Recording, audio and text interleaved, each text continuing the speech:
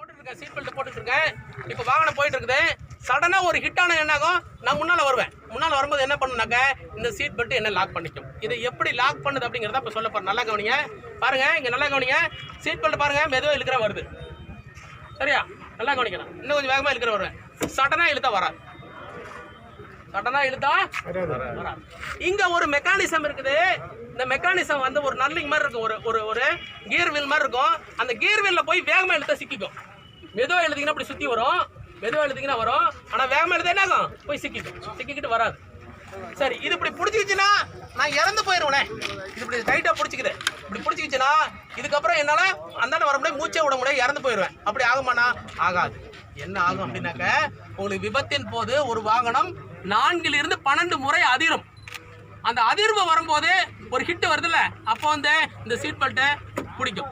அதிர் விட்டோன்னு போயிடும், பிடிக்கும், போயிடும், பிடிக்கும், போயிடும். 8 முறை அதிர்ந்தால் 8 முறை பிடிக்கும், 9ஆவது முறை சீட் பெல்ட் விட்டுரும். புரியுதா என்ன சொல்றேன்? என்ன சொல்ற புரியுதா? அப்ப வண்டி நிற்கும் போது சீட் பெல்ட் என்ன இருக்கும், ரிலீஸ் ஆயிடும். அப்ப நம்ம என்ன பண்ணலாம், பட்டனை ஓபன் பண்ணிட்டு வெளியே வந்துடலாம். இந்த சீட் பெல்ட் இருந்தால் மட்டுமே நம் வாகனம் 10 முறை உருண்டா கூட நமக்கு ஒண்ணுமே ஆகாது.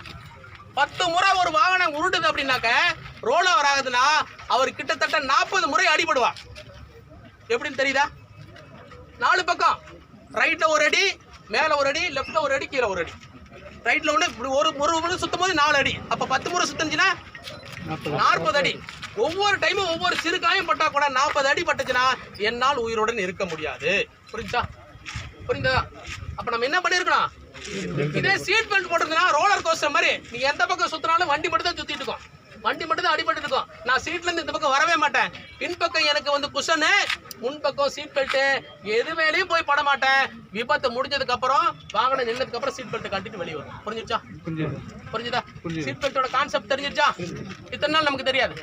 இன்னும் பலர் நினைச்சிட்டு இருக்கிறாங்க ஃப்ரண்ட்ல இருக்கிறவங்க மட்டும் சீட் பெல்ட் போட்டா போதும், ரியர்ல இருக்கிறவங்க தேவை. ஆனால் சரியா, ஆஸ் பர் அதாவது ரெக்கார்டு படி பின்னால இருக்கிறவங்களுக்கு அதிக விபத்து ஏற்படும், அதிக காயம் ஏற்படும். எவ்வளவு அப்படின்னாக்க பாருங்க, WHO சொல்லுது, முன்பக்கம் இருப்பவருக்கு 40%, பின்பக்கம் இருக்கிறவருக்கு 70%. யாருக்கு அதிகம்?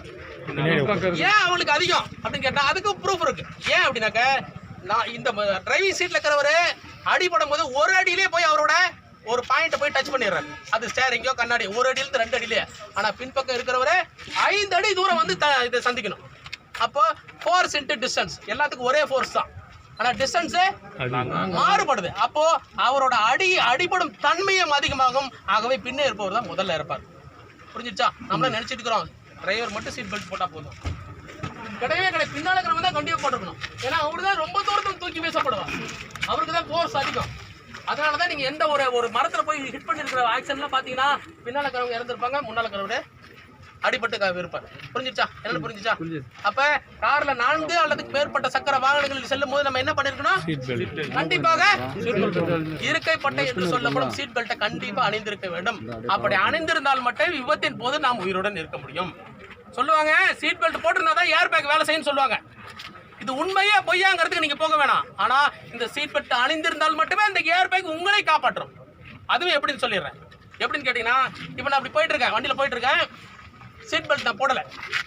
இப்போ வந்து ஏர் பேக் என் வண்டியில இருக்குது, ஏர் பேக் இருக்கு, இது என்ன காப்பாத்துமான்னு காப்பாத்து. ஏன்னு கேளுங்க. இப்போ நான் போயிட்டு இருக்கேன், ரைட்ல வந்து ஒரு வண்டி என்ன இடிக்குது. ரைட்ல அடிச்சா நான் எங்க போய் விழுவேன், லெஃப்ட்ல போய் விழுவேன். இப்போ இந்த பக்கம் போய் இப்படி விழுந்துட்டேன். இந்த ஏர் பேக் வந்து 400 கிலோமீட்டர் வேகத்தில் பயணிக்கும், 400 கிலோமீட்டர். சரியா? அப்ப 400 கிலோமீட்டர் வேகத்தில் வேகமா வரும். அது ஃபிராக்ஷன் ஆஃப் செகண்ட்ல வரும். அது வந்து வெறும் 50 மில்லி செகண்ட்ல வந்துடும். 50லேருந்து 100 மில்லி செகண்ட்ல வெளியே வந்துடும். சரியா? அதாவது ஒரு செகண்டே 1000 பிரிக்கிறது, அதுல 100 செகண்ட்ல வெளியே வந்துடும், மில்லி செகண்ட்ல வெளியே வந்துடும். இப்போ நான் வலது பக்கம் போகும்போது இந்த ஏர் பேக் எங்க இருக்கும், ஏர் பலூன் எங்க வரும், இது ஏன் வெளியே போகுது? நான் தானே கார் வாங்கணும், என்ன நோக்கில வரணும், வராது. அதனோட டிசைன் அது மாதிரி தான். இது நேரா தான் வரும். நான் அப்பொழுது இங்க இருக்கிறேன், இது என்ன காப்பாத்துமா? காப்பாத்து. அப்ப இது காப்பாத்துனா என்ன பண்ணிருக்கணும், நான் சீட் பெல்ட் போட்டு ஒரே இடத்தில் இருந்தால் மட்டுமே முன்னால போறதை இது நடக்கும். முன்னால இருந்து ஏதாவது ஒரு ஃபாரின் மெட்டீரியல் என்னை இடிக்க வந்ததுன்னா இந்த ஏர் பலூன் என்னை காப்பாற்றும். ஏர் பலூன் வெறும் 2 செகண்ட் தான் பர்ச்சேஸ் ஆகும், அதுக்கப்புறம் திரும்பவும் காத்துலாம் போயிடும். ஏன் அப்படின்னு கேட்டீங்கன்னா, அந்த ஏர் பலூன் அப்படியே இருந்துச்சுன்னா என்னால் மூச்சு விடாம இறந்துருவேன். அதுக்காக அந்த டிசைன் 2 செகண்ட் தான் இருக்கும். அந்த 2 செகண்ட்குள்ள ஆக்சிடென்ட் எல்லாமே முடிஞ்சு போயிடும். முடிஞ்சதுக்கு அப்புறம் இந்த ஏர் பலூன் போய் அமைங்கிறோம், நான் சீட் பெல்ட்டை கழட்டிட்டு கீழே இறங்கி. புரிஞ்சிச்சா?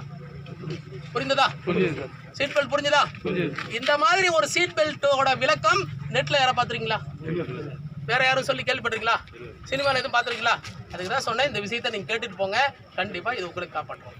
எனக்கு ஒரு விஷயம் செய்யணும், இந்த சீட் பெல்ட்டும் இந்த ஹெல்மெட்டும் இன்னைக்கு சொன்ன விஷயத்த தயவு செய்து எனக்காக ஒவ்வொருவரும் குறைந்தபட்சம் ஒரு 5 பேருக்கு போய் சொல்லுங்கள். அது உங்கள் ஃபேமிலி மெம்பராக இருந்தாலும் சரி, நண்பர்களாக இருந்தாலும் சரி, சொல்லி எல்லாத்தையும் மாற்றுங்க. தயவு செய்து மாற்றுங்க. தலைக்கவசம் எவ்வளோ அவசியம் சொல்லுங்கள். அதே போல் இந்த சீட் பெல்ட் எவ்வளோ அவசியம் சொல்லுங்கள். இப்போ டவுட் இருக்கிற ஒருத்தர், ஆமாம் நீ இந்த சீட் பெல்ட் வந்து இழுத்து போகிறோம், நான் சொன்னது சரியானு பாருங்கள். நான் ஏதாவது சும்மா போய் சொல்லிட போனேன். இல்லைங்க, கொஞ்சம் வேகமாக இல்லைங்க. லாக் ஆகுதா? இப்படி தான் லாக் ஆகிடும். இல்லை பிடிங்க. இப்போ லாக் ஆகிடுச்சு. இதுக்கப்புறம் லைட்டாக அப்படி விட்டால் போயிடும். திரும்ப பிடிக்கும். எத்தனை அதிர் வருது அத்தனை முறை லாக் ஆகும். நம்மளை சீட்டை விட்டு வெளியே வரக்கூடாது. புரியுதா? நாங்கள் வேறு யாராவது ஒருத்தர் செக் பண்ணுங்கள். பார்க்கணும், செக் பண்ணு. இருக்கு பாரு, எதுவும் இல்லை. ஹேல்மெட் லாக் ஆகுதா? திரும்ப விட்டா போயிடும். சரி, அப்படி வேற டவுட் இருக்குதா? வேற டவுட் புரிஞ்சிருச்சா?